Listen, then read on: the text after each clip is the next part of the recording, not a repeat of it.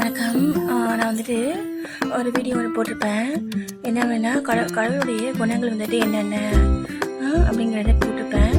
அது ஏன் நான் போட்டேன் அப்படின்னா, அந்த குணங்கள் எல்லாம் பார்த்திங்கன்னா நமக்குள்ள குணங்களாக நம்ம வந்து மாற்றி செயல்படும் பொழுது நமக்கு நல்லது, சரிங்களா? அதனால தான் நான் போட்டது. அதை வந்துட்டு வந்து ஃபாலோ நம்ம வந்து ஃபாலோ பண்ண போகிறோம், ஓகேங்களா? எல்லாமே அதை நம்ம வந்து ஃபாலோ பண்ண போகிறோம் நம்ம வாழ்க்கையில். அதில் பார்த்தீங்கன்னா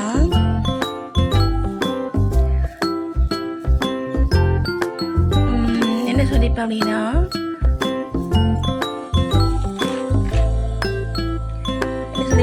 வந்துட்டு நிறைய விஷயங்கள் சொல்லிப்பேன்.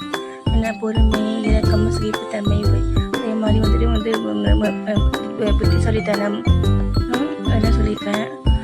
அப்புறம் பார்த்தீங்கன்னா, இமைப்பொழுதும் தன் பக்தனை வீட்டில் நீங்காதிருத்தல், நீங்காதிருத்தல், சரிங்களா? அதே மாதிரி பார்த்தீங்கன்னா அவங்க வந்துட்டு அதெல்லாம் சொல்லிக்கிறான இதெல்லாம்.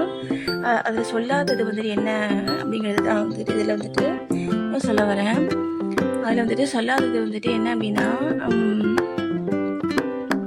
நம்முடைய குற்றங்களை வந்துட்டு அவங்க வந்து பெருசாக வந்துட்டு நம்ம வந்துட்டு அவங்க வந்து எடுத்துக்க மாட்டாங்க.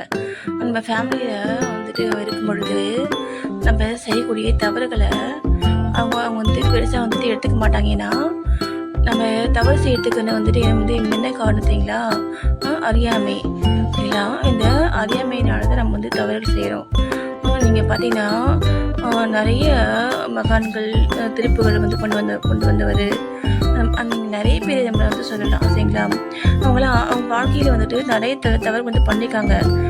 அந்த மாதிரி தவறு பண்ணவங்களுக்கும் பார்த்தீங்கன்னா கடவுள் வந்துட்டு வந்து அதெல்லாம் கண்டுக்காமல் பரவாயில்ல அப்படின்ட்டு அவங்களுக்கு வந்துட்டு வந்து ஒரு நல்ல ஒரு கல்வி வந்து செய்து அவங்களும் வந்துட்டு வெளியே வந்து கொண்டு வந்து காமிச்சாரு, சரிங்களா?